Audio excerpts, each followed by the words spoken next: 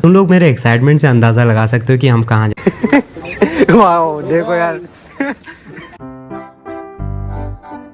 So hey guys, welcome to the day 28 of 150 day hard challenge. तो आज मैं सुबह 3 बजे उठ जाता हूँ पढ़ने के लिए, लेकिन मुझे बहुत ज्यादा भूख लग रहा था क्योंकि रात को मैं खाना खाए बिना सो गया था। और बहुत सारे लोग मुझे कमेंट करते हैं कि आप रात को कितने बजे सोते हो। अगर तुम लोगों से सच कहूँ कि सोने के लिए मैं आज तक कभी फिक्स टाइम नहीं बना पाया, बट जितना हो गया जल्दी सोना बहुत जरूरी है। अब जो भी हो, मैं जल्दी से अपने लिए खाना रेडी कर लेता हूँ और कोशिश करता हूँ खाने को ज्यादा से ज्यादा हेल्दी बनाने की। और इसको खाते खाते मैं PYQs की एनालिसिस करता हूँ। और आजकल मैं मेंस और प्रीलिम्स की PYQs को अच्छे से एनालिसिस कर रहा हूँ, क्योंकि थ्रू आउट दिस जर्नी मुझे रियलाइज हुआ कि मैं इन चीजों पे बहुत कम फोकस दे रहा हूँ। इनकी एनालिसिस करने के साथ साथ मैं थोड़े माइंड मैप्स भी बना लेता हूँ ताकि बाद में टॉपिक्स को इंटरलिंक करने में आसानी हो। अब ये कंप्लीट करके मैं अपने आज के आंसर राइटिंग सेशन को कंप्लीट करता हूँ। उसके बाद मैं अपने करंट अफेयर और मैपिंग की क्लासेस को भी कंप्लीट कर लेता हूँ। फिर मैं अपने 10 पेजेस की बुक रीडिंग सेशन को भी कंप्लीट कर लेता हूँ। अब आज से मैंने डिसाइड किया कि मैं क्लासेस को लास्ट में लूंगा। कुछ इस तरह मेरे पढ़ाई का पहला सेशन यहाँ पे कंप्लीट हो जाता है। जैसे कि हम सब लोगों को पता है गाइस, यूपीएससी एग्जाम के लिए जितना इंपॉर्टेंट होता है गाइडेंस स्ट्रेटेजी, उतना ही इंपॉर्टेंट होता है एक प्योर फोकस। और इस प्योर फोकस के लिए हमें चाहिए एक पढ़ाई का माहौल। तो इसके लिए जैसे कि मैंने कल भी कहा था, आपको मिल सकता है 100 आवर्स का लाइब्रेरी एक्सेस। और ऑनलाइन लाइब्रेरी एक्सेस के लिए आपको चाहिए होगा रिचार्ज, जिसके लिए आपको पूरे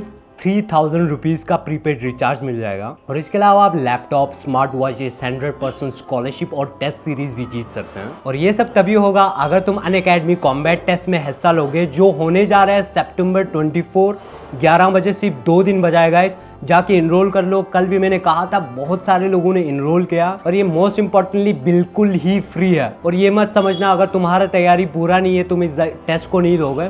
और इसमें जो भी पार्टिसिपेट करने जा रहा है टॉप 500 के लिए, मतलब हर किसी न किसी के लिए कुछ ना कुछ तो है। So it's an opportunity for you, कुछ सीखने के लिए और साथ ही साथ कुछ जीतने के लिए। सो इस अपॉर्चुनिटी को मत मिस करो। मैं डिस्क्रिप्शन में लिंक दे दूंगा, तुम वहाँ से जाके इनरोल कर लो।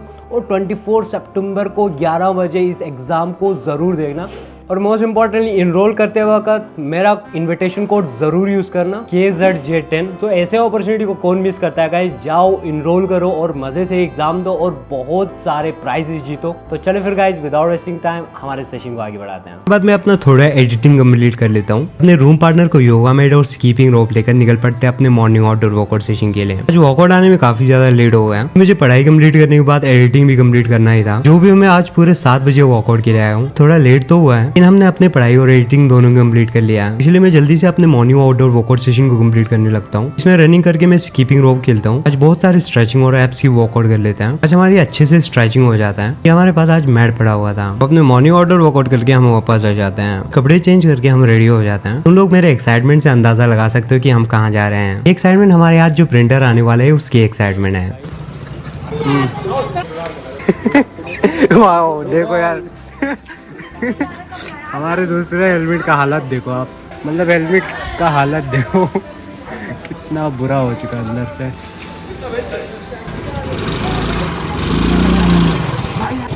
ये से ब्रेक लगा रहा है।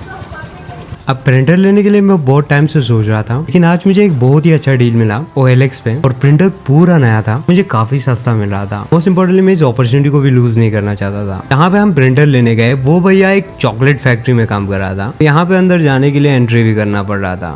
अंदर गए और अंदर पूरे चॉकलेट का ही स्मेल आ रहा था। फिर जब मैं प्रिंटर अपने आंखों से देखता हूँ तो लिटरली पूरा ब्रांड न्यू कंडीशन में था। साथ में इसकी ink tank, colour printing, black and white pages पे डॉट भी चेक कर लेता हूँ। फिर हम प्रिंटर लाके अपने रूम पार्टनर को दिखाते हैं। फिर हम दोनों प्रिंटर लेके घर वापस आ जाते हैं। पहले हम एक से ही पेज प्रिंट कर लेते हैं। और हमारे रूम में जितने सारे लोग थे, हर कोई बहुत ज्यादा एक्साइटेड था अपना अपना फोटो निकालने के लिए। तो फिर हम हर किसी का एक फोटो प्रिंट कर लेते हैं, कुछ इस तरह यहाँ पे चिपका देते हैं। फिर उसके बाद मैं जल्दी से सबके लिए लंच रेडी कर लेता हूँ। अब आज वैसे मुझे क्लासेस कंप्लीट करना था, लेकिन जब मैं सुबह देखता हूँ तो हमारे इंटरनेट ही काम नहीं कर रहा था, ना मेरा फोन का इंटरनेट, हमारी वाईफाई का इंटरनेट। इसीलिए तो हम आज इस प्रिंटर को लेने गए, वरना मुझे टाइम मिल ही नहीं रहा था। अभी भी हमारा इंटरनेट नहीं चल रहा था और मुझे एयरटेल वालों का मैसेज आता है तो शाम को 8:30 बजे तक हमारा वाईफाई और इंटरनेट फिक्स होगा। इसी टाइम के बीच में जल्दी से अपना आउटडोर वर्कआउट सेशन भी कंप्लीट करके वापस आ जाता हूँ।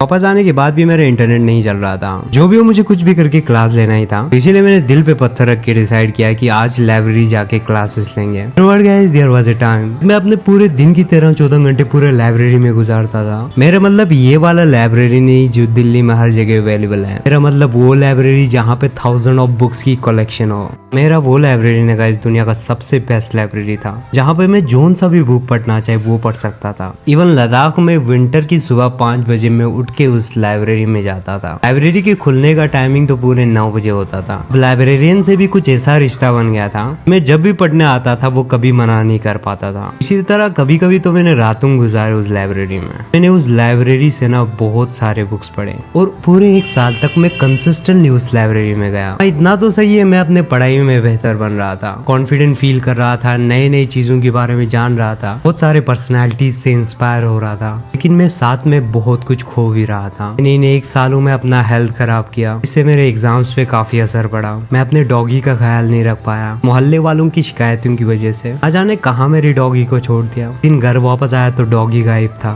You know it sound foolish, ना जाने कितने महीने में उसका फोटो देख के रोया। फिर धीरे धीरे हमारे सारे भेड़ बकरियां चले गए। फिर एक दिन मैंने देखा हमारा गाय भी गायब था, तो सब लोगों ने मुझसे कहा कि गाय को सेल कर दिया। लेकिन कुछ दिन बाद किसी ने मुझे मेरे मरे हुए गाय का फोटो भेजा। आई वाज लाइक क्यों छुपाए सब कुछ मेरे घर वालों ने मुझसे। देन आई रियलाइज उन्होंने इसीलिए झूठ बोला होगा क्योंकि उनको पता था कि मेरा उनके साथ क्या कनेक्शन था। जाने उस टाइम पे वो फोटो देख के मैं फूड कर रोया। आई नो ये कहानी थोड़ी अजीब सा है, लेकिन जिन लोगों ने अपने दिल की बातें इन जानवरों से शेयर किया हो, अपने बचपन इनकी केयर करते बिता दिया हो, वो थोड़ा रिलेट कर सकता है। मोस्ट इम्पोर्टेंटली जब मैं एग्जाम्स के टाइम पे बीमार हुआ, मेरा एग्जाम उस टाइम पे मुझे लग रहा था बहुत खराब गया क्योंकि साहबजादे को टॉप करना था। कहानी शेयर करने का इतना ही मकसद था गाइस। जिंदगी की रेस में इतना मत घुस जाना तुम जिनको अपना मानते थे वो सारे पीछे छूट जाए। तो just try to make a balance. हाँ थोड़ा टाइम ले सकता है अपने सपनों को पाने में, लेकिन जिस कामयाबी की सफर में अपनों के साथ होता है ना गाइस, उससे बेहतर कुछ भी नहीं होता कि बड़ा। मैं सोसाइटी और ऑप्शनल की क्लासेस भी कंप्लीट कर लिया। वो कहते हैं ना टाइम हील्स यू, वक्त के साथ तुम मजबूत बनते जाते हो। जो भी हो गाइस मैं घर वापस आ जाता हूँ। डाइट के लिए थोड़ा फ्रूट्स खा लेते हैं, अपने वाटर इनटेक को कंप्लीट कर लेते हैं और ये रहा मेरा आज का सेल्फी। तो जिस तरह हमारे आज के सारे टास्क कंप्लीट हो जाता है। गाइस आज के लिए इतना ही। आई होप तुम लोगों को व्लॉग पसंद आएगा। व्लॉग पसंद आए तो व्लॉग लाइक, चैनल को सब्सक्राइब। तो फिर हम कल एक नए व्लॉग मिलते हैं। Thank you for watching guys.